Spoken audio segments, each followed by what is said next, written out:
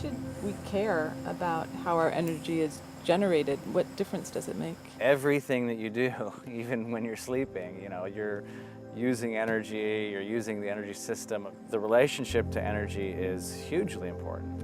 What the relationship is defines everyone's life. And you can illustrate it by seeing what happened when you don't have energy, right? In these big blackouts we have, all economic activity stops.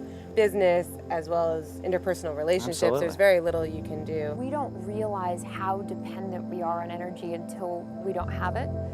And it's at that moment when you're sitting on your couch waiting for someone else to fix it and you realize how dependent you are on this thing that you didn't know you were dependent on. And so that's what's challenging about it. Our experience of energy, provided that it doesn't go out in a power outage, is actually relatively seamless, which is why we feel comfortable with it. But it's when you peel back the curtain and you start to ask the question, what happened before my light went on?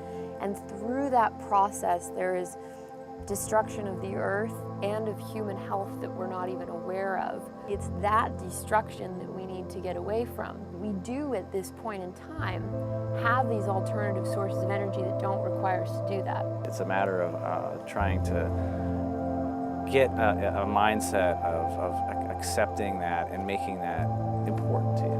One thing is to also acknowledge the things that are happening immediately right now, and to make sure that we're making those connections and that we're really aware of what's going on. If you've got a bowl of water that you've got on simmer in your kitchen and you've got small bubbles, if you turn the heat up on it, you don't get more bubbles, you just get bigger ones.